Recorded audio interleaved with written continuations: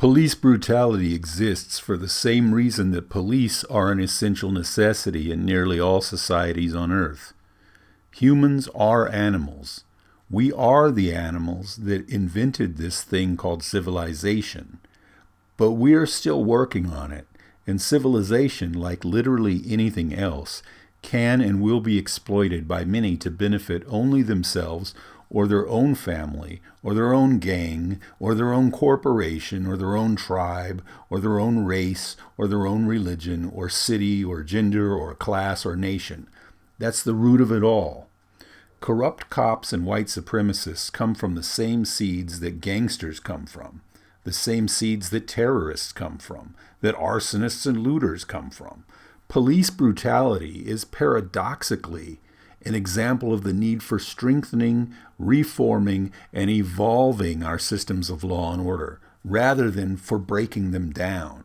Police brutality is the law of the jungle, and the brutality of the law of the jungle is the reason why we have a judicial system which requires employing police to enforce the law.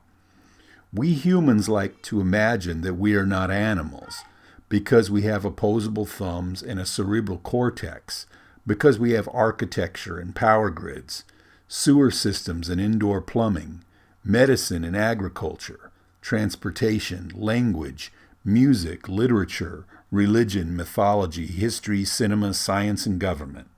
We like to imagine that we do not act out of dumb animal instinct, but nothing could be further from the truth. We are the smartest animals on Earth, and the highest power on Earth, but we are still animals, and we are still learning how to civilize ourselves. Watch animal documentaries. Watch a male lion kill lion cubs so he can mate with a female. Watch chimpanzees go to war with other bands of chimpanzees over territory. Watch the ruthlessness of various predators ripping apart and eating their prey while still alive. Watch the males of various species brutally fighting each other over the right to mate with females against their will. Humans are violent, racist, sexist, criminal, selfish, narcissistic, exploitative, deceptive, tribalistic, and dangerous in so many ways because we still behave out of raw animalistic instinct. Even our cruelty to animals is a result of us, quote-unquote, acting like animals. The only cure for racist, sexist, classist, violent, tyrannical, exploitative civilization is to continue to evolve our civilization, not to break it down. Less law and order means more racism, more sexism, more anti-LGBTQ behavior, more violence, more rape, more exploitation of workers, more power for white supremacists.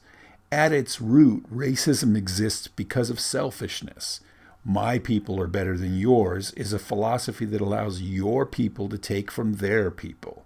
It goes back to intertribal warfare, long before our modern concepts of race and nation even existed.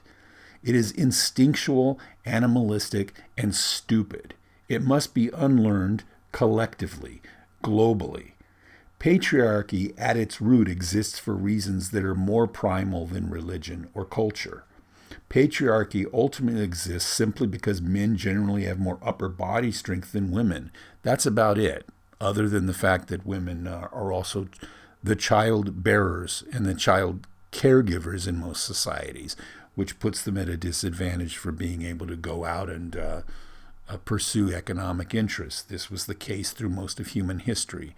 And now, through evolution of society, through us evolving culturally, but also through law, through government, we're unlearning this. And we're beginning to approach this idea of equality in a realistic fashion. People oppress because they can, because there's something in it for them. The ideologies are often built around the desire to exploit, to justify the exploitation.